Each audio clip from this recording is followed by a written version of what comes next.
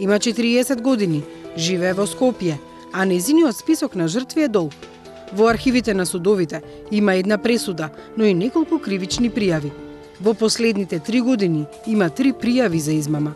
Најновата е од март годинава, ни обелодени Скопското обвинителство.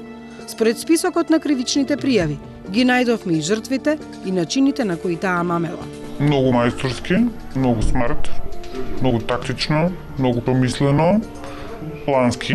Не сакајќи да го откриеме идентитетот и ликот, оваа жена за код раскажа низ каква измамничка тортура минувала една година.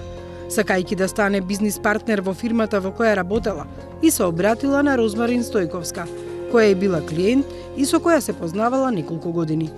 Основниот мотив да ја се обрати било што Стојковска имала искуство во УЈОП, а и се представувала и како владин советник за финансии. Жртвата сакала да земе неповратен кредит од Агенцијата за вработување, наменет за отварање на мали бизниси, нешто што агенцијата го нуди за сите кои сакаат да аплицираат и понудат елаборат за нивниот бизнис план. Секоја приказна има и втора страна, така и оваа. Во обид да дознаеме какви се тврдењата на Розмарин Стојковска за сите овие случаи, ја побаравме на низиниот мобилен телефон. Господја, бидејќи ве обвинуваат, ние мора да бидеме фер да имаме и вашата страна. Дали се основани тие пријави? Емисија за мене, јас вас ќе ве тужам. А како ќе не тужите ако имате правосилна кривична пресуда? А да ве боли да се извинение не интересува, да ве боли.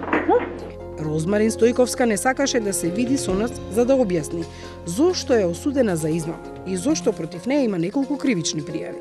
Трагедијата е што станува збор за даночен службеник, вработен во управа за приходи, управа за јавни приходи, од кои што како институција секој има нормален страв. Истражувавме понатаму. Дали УЈП знае за пресудата и кривичните пријави против Розмарин Стојковска?